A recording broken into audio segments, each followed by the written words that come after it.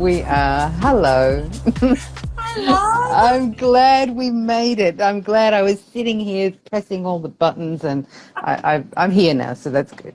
You're Good, good, here good. It's now. lovely to see you. Oh, it's so good to see you. I am so you guys. You are witnessing Cindy and my first date. This is really we've been in each other's orbits and kind of like I've been cheering for you from a distance, but now here I get to cheer for you and be with you in the front row, and Yeah, I'm here for it. wonderful. Thank you. And thank you for having me. It's lovely to be here. Absolutely. So I know that there are folks who are here from all over the world, some who love Cindy's work and are just getting to know me, some who know my work and are just getting to know you. So I would love for you to start by just telling us, who is Cindy? What are you all about? Wow. Well, I am originally from Australia and I live in New York City now, and I've been here for almost 5 years, which is remarkable. In Australia, I was a trained psychotherapist and a sex therapist, and in the US, I work solely with sex and relationships. And I have a global practice where I work with individuals, couples, and polycules, helping them navigate the complexities of sex, pleasure, relating, communicating, feelings, and also the physical side of sex. A lot of people sort of don't know where to go to get information about, how do we do it? And by do it, I mean lots of things. I don't mean just this. This is one thing, but there are so many things. And I really like to teach people to really expand their erotic palette with lots of different stuff to do. Oh, beautiful. That is a wonderful, wonderful intro.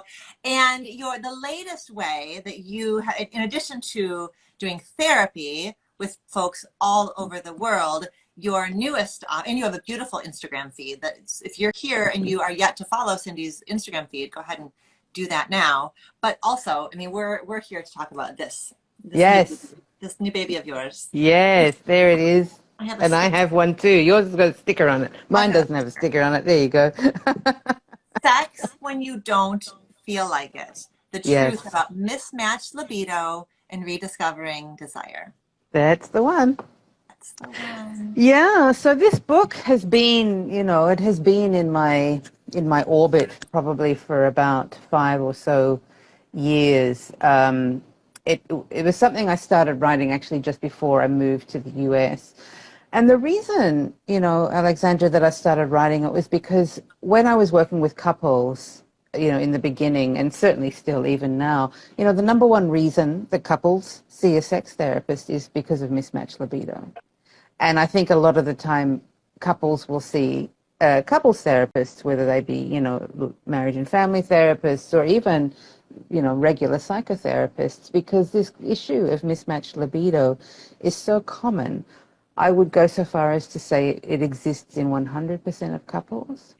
And and once upon a time, back in the old days, sort of low libido, as it was called, used to be considered a woman's problem. Yeah. What we know now is that it affects all kinds of people, your gender, your orientation, even your relationship status have almost nothing to do with it. A lot of it is about what we understand about ourselves, how we relate that bit of ourselves to the world around us, including our partners. And also our sex education has a huge impact on our capacity to get it on in ways that are meaningful. Yeah.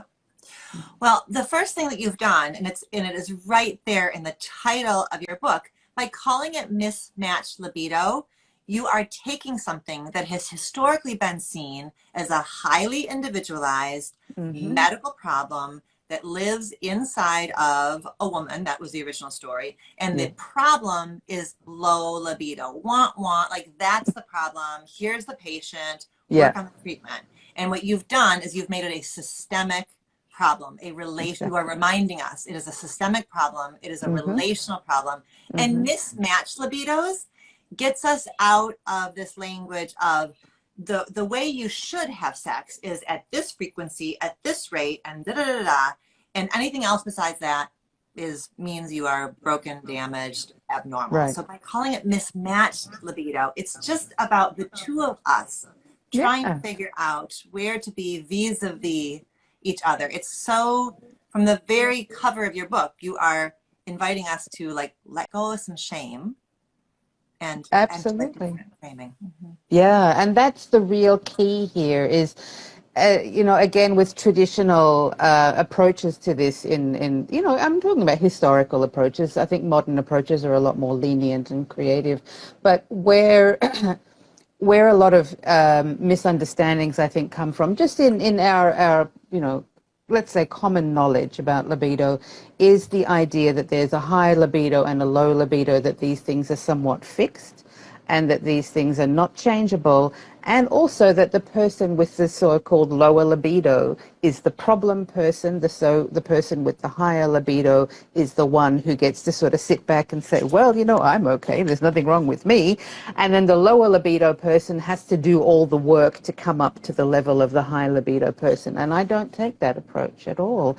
I talk about this as being, you know, sex is a living dynamic that two or more people create, in this case, let's say two. It's a living dynamic that two people create between them. That is a dance. And sometimes it's going to go this way, sometimes it's going to come back a little bit. And I describe in the book that our erotic energy is somewhat like, you know, the dance between the moon and the water. So sometimes the water, you know, is really full and it's really present and it's, pardon me, it's really there. Other times it's receding a little bit. Other times it just dries out completely. And then other times it freezes. And then other times it heats up. There are so many ways we can approach this. And the key piece is being able to see this as something that exists between us and that it's not a fixed state. A lot of the time when I'm working with couples who say, you know, we have mismatched libido, how do we fix it?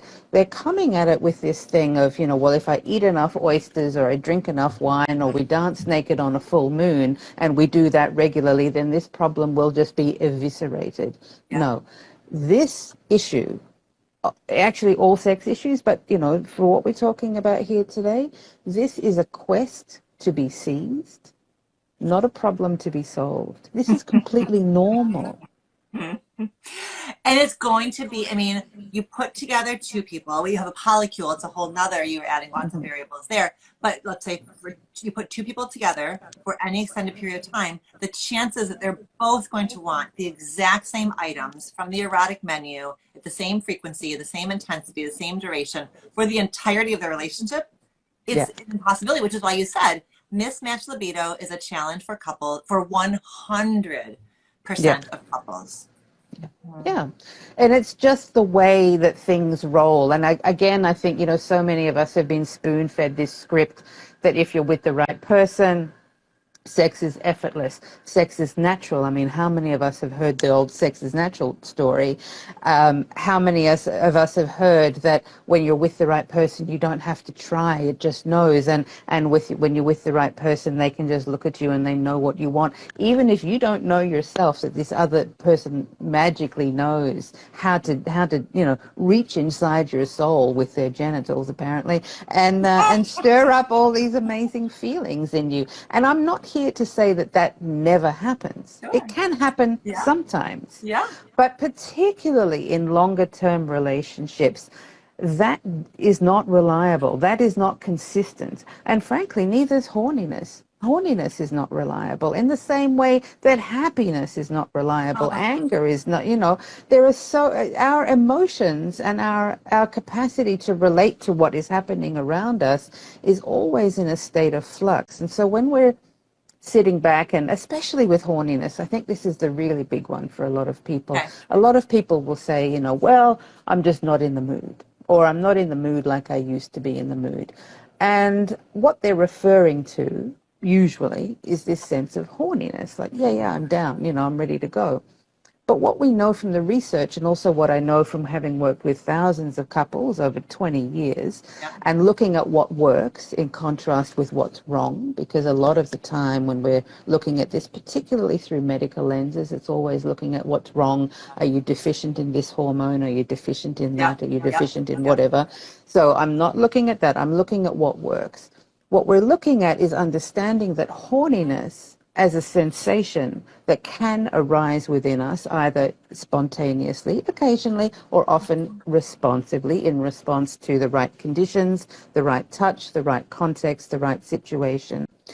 But when we've been with somebody for a period of time, that feeling tends to be less reliable. It's not going to emerge out of nowhere. And so what we know is that in order to create this desire feeling, we have to look at other sort of emotions beyond just horniness. Horniness is one reason that people have sex, but there are actually hundreds of reasons that people have sex. And this is where we need to start doing our inquiry when we're working with this therapeutically, to really expand our palette to say, if horniness is not front and center, that's okay. Don't worry about that. It will come. But in the meantime, let's look at some other things, some other reasons why you might find sex to be at least cognitively a good idea, or emotionally it's going to fill your heart, and then allow your body, that's the somatic part, allow your body to catch up. And what we know from research is that for a lot of folks, it'll be mind-heart combo first, and then the body comes online later, particularly for a lot of people with vulvas. This is how it works.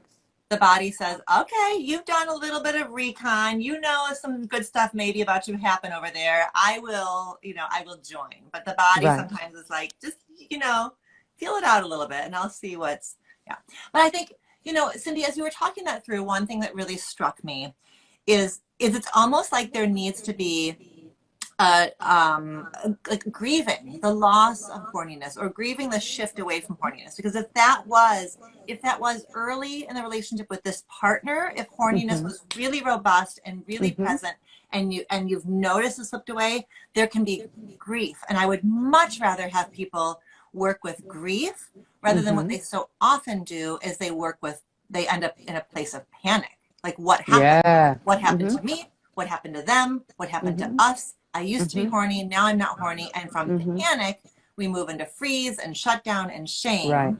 Right. Versus grief, and the grief can make sense, right? There is a way that when horniness is in the driver's seat, all you're trying to do is just keep up with that sensation, versus what you just talked us through, this more heart-centered, this more nuanced,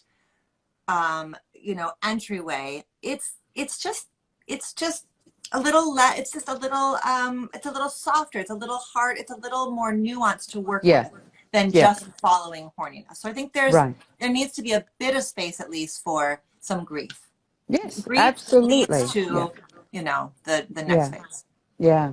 And I think this is also something that can be met with understanding, through sex education, that horniness it's a wonderful feeling, and most of us are capable of it at different stages in our lives, and again in different contexts. It's not always going to be the same. What we liked in our teens and 20s is going to be different in our 40s, is going to be different again in our 60s, and different again in our 80s. That is also normal. So learning to when we understand that the version of horniness perhaps we once had in our teens and 20s that recedes, that we can feel some grief for, that the loss of that, sometimes it's not even a loss, it's just a change. So that can, of course, activate grief emotions in us.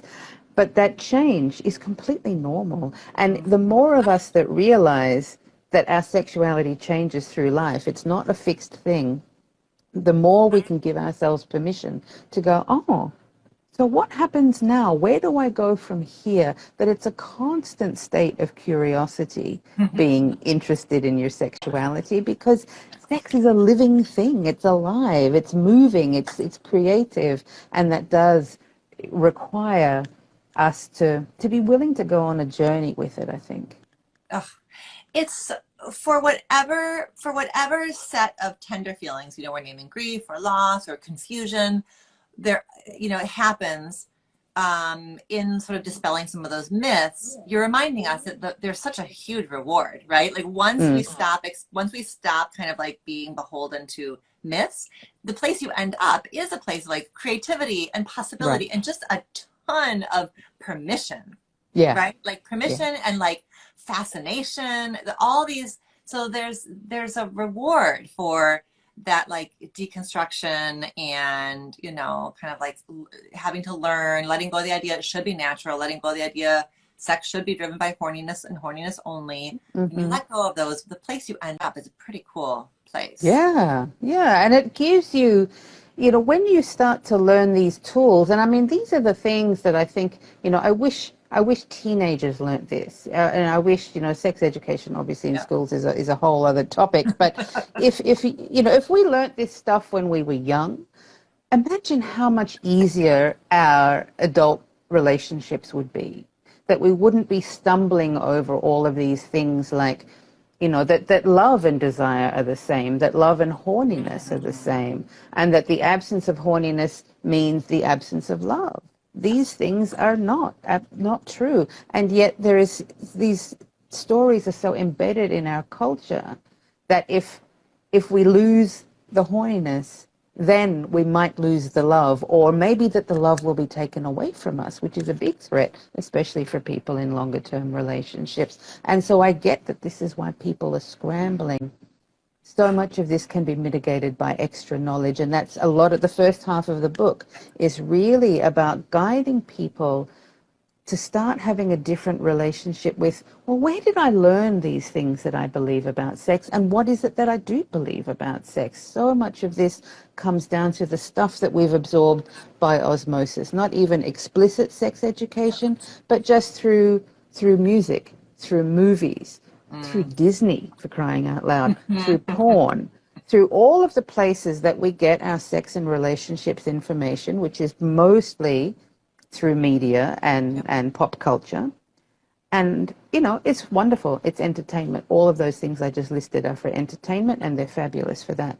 But because we don't have the capacity to do any critical thinking around this, well, you know, because it's true in rom-coms or because it's true in porn, does this mean that I am defective? And then we end up internalizing some of these messages if we're not having sex like porn stars or having these romantic outcomes like in rom-coms. Yep. And this is, again, the work that I see, you know, that what I see with the couples I work with, and how hard it can be to navigate these spaces because they don't have anything else to compare themselves That's to. right.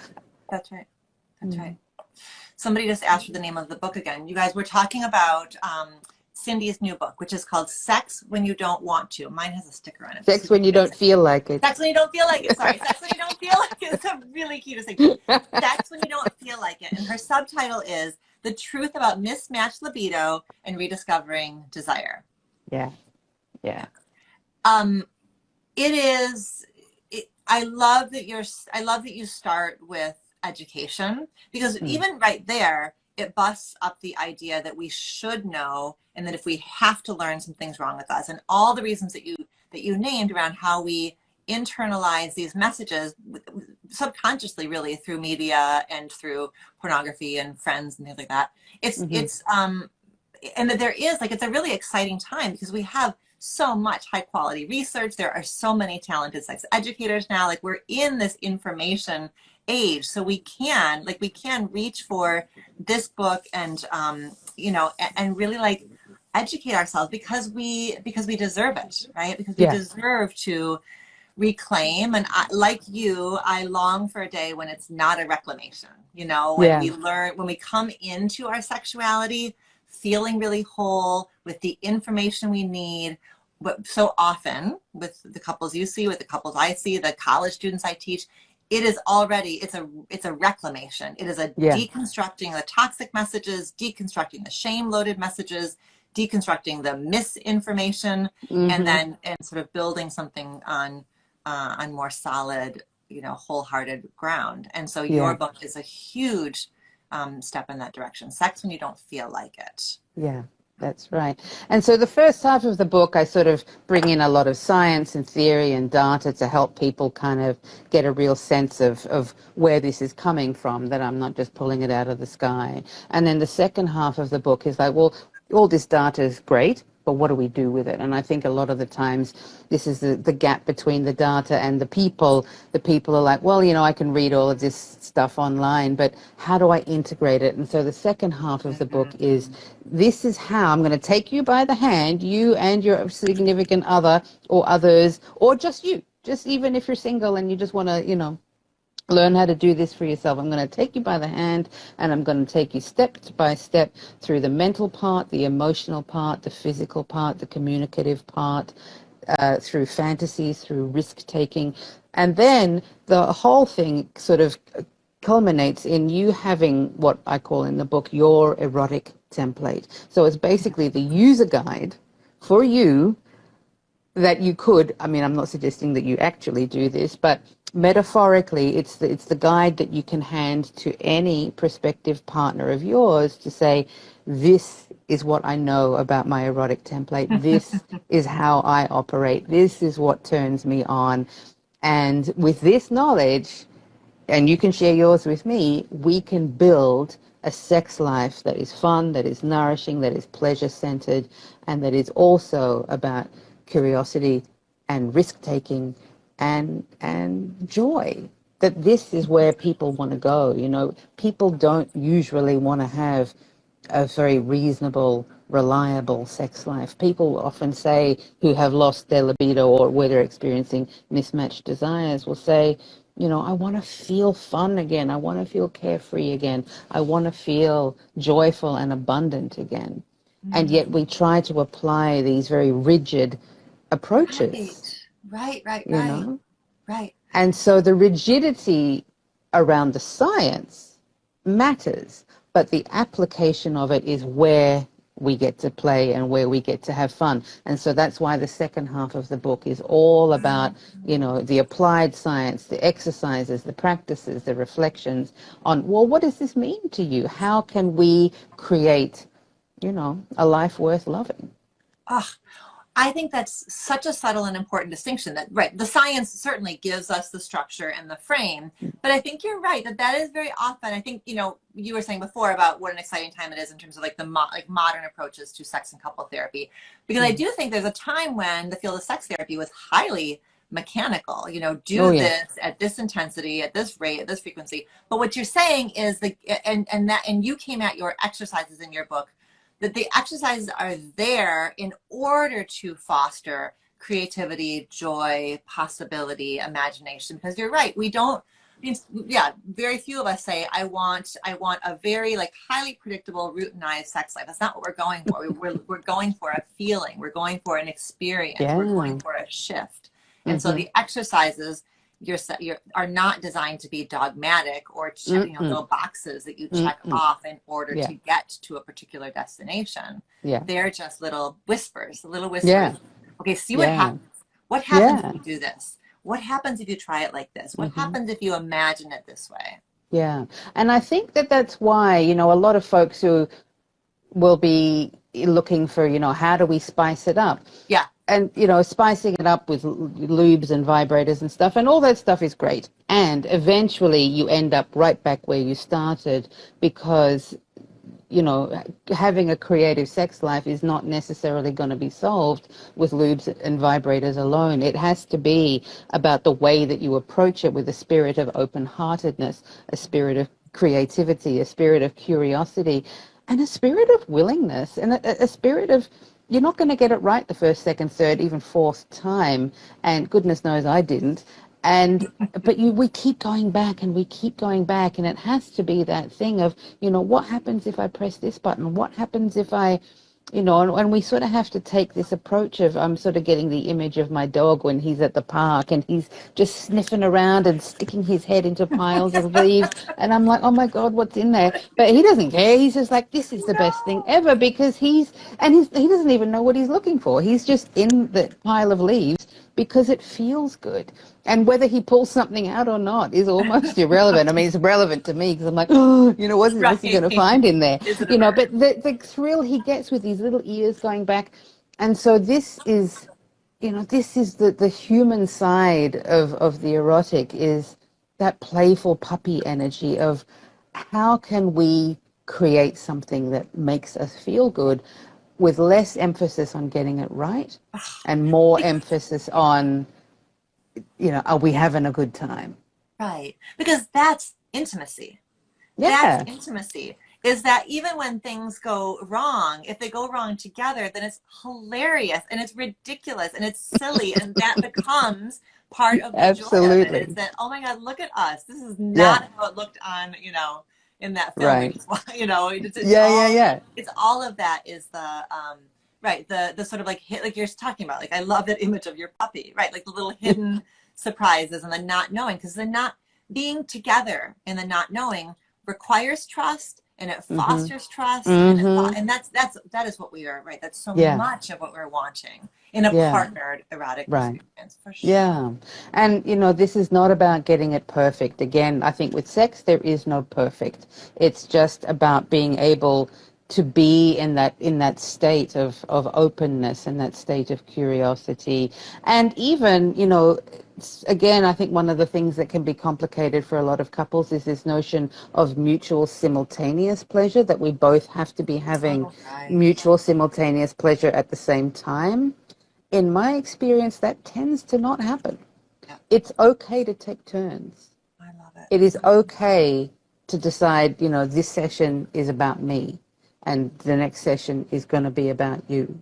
And that can take so much pressure off of, but I like it like this. Oh, well, I like it like that. Guess what? You can both have what you want as long as you both take turns around centering and reorienting, asking ourselves, who is this for? It's okay for it to not be mutual. It's Oh, okay for it to be one person at a time. that's so magnificent. That's a myth that I don't think we talk nearly enough about busting, which is that, right, the Mm-hmm. myth of the simultaneous orgasm. That just, who the hell needs that much pressure? No. There's already so much. Yes. So there's something so liberating about that. And by the way, vulnerable. I wonder if part of the obsession with the simultaneous is that there is vulnerability in the turn taking, because if it's all about Mm-hmm. me, then I'm challenged to allow myself to be centered, to Yeah. allow Mm-hmm. myself for my pleasure to be big and to be, the center of this experience. So I think it Yeah. can for sure put us face to face with some uncomfortable edges, right? That we may Yep. have to, go slowly with and tenderly with Mm-hmm. and gently with and have it go Mm-hmm. imperfectly. But Mm-hmm.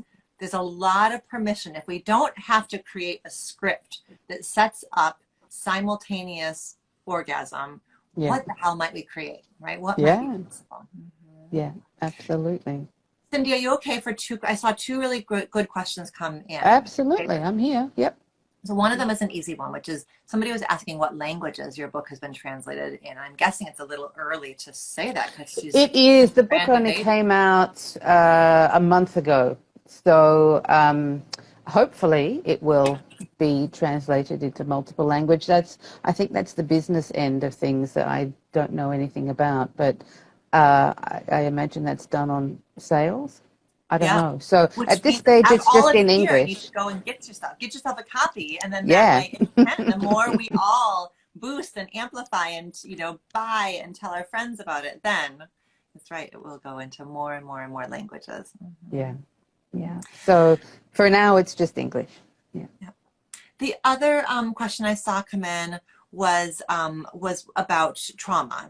How does this book approach trauma, or is this book Mm. appropriate for somebody who has some trauma? And I know that you addressed that right off the bat in the book. So can you talk a bit Yeah. about that piece? Yeah, so I talk about it insofar as the book itself is not a sexual trauma recovery manual. It is not for that. However, for people who are living with a history of sexual trauma and they have done some work on doing the healing side of their relationship to their own sexual trauma history, this book is something that you could then incorporate when you're wanting to start bringing eroticism back into your life. It's as a sexual trauma recovery manual unto itself. No, it is not, but it is sensitive to people who are living with sexual trauma histories, because each of the exercises are a graded invitation to do an activity or to do an exercise in a way that benefits you, not in a way that's going to re-traumatize you. So I don't make a blanket assumption that everybody who's reading the book either has or doesn't have sexual trauma. That said, a lot of people do, and I'm very aware of that. But this is not, the book is not specifically a trauma recovery book. It is specifically about mismatched libido, which may come from having a sexual trauma history, and it may not. And the reason that you're experiencing a mismatched libido could be in addition to having a sexual trauma history, but that would not be the sole reason. Because because mismatched libido is so incredibly common. Like I said, it'll affect 100% of couples. So yeah, it's not specifically a sexual trauma recovery book. A couple of things I think are really that I just want to put a spotlight on in terms of what you're saying. You know, I think we've done a really beautiful job of kind of forwarding our field, but for a long, long time, the field of trauma therapy was just about stopping pain, right? Just about kind of reducing like psychopathology or symptom management. Right. And I love this kind of newest wave of trauma recovery and trauma science, where we really are talking about kind of busting that ceiling wide open. So it's not just about stopping the pain, but also about reclaiming pleasure and joy and expression and safety in the body and capacity and all of that. So I can see this. I mean, you've got a lot of humility around this. Is not, humility and clarity around this is not a trauma recovery book. And anybody who is living with trauma knows there's lots of pieces and parts you're going to pull in, and it's a journey. And so this book, I think, is going to be a really important step on a journey or tool in a journey for I love you're around mutuality, around like once there's been an establishment of safety and kind of mindfulness, like now, how might I and we might want to play and expand, and that there's something also I think wonderful about a book, because a book, you can open it and you can close it, so it is you can take the littlest nibble that you're available for and then put it back down when it's too much. That's right. It's really gentle, and you've got your writing style is really gentle, it's really inviting, it meets the reader where they are. So it's gonna, I have a lot of confidence it's going to feel safe and kind of like able to be taken in doses.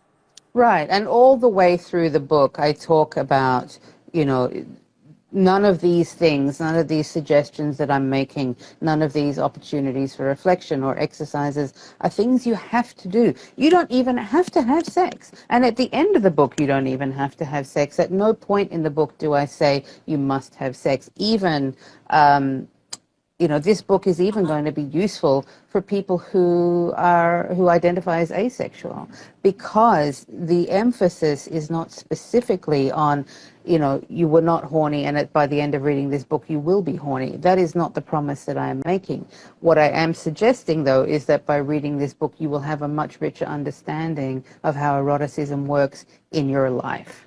And so for people who are on the asexuality spectrum, who may be never interested in sex, through to people who are interested in sex under very specific conditions, these people also are going to have an erotic template to be able to have for themselves or to share with another about, well, these are the conditions under which I could envisage being intimate, physically intimate, whether that is kissing, hand-holding, hugging, having sex, or something, much more robust than that.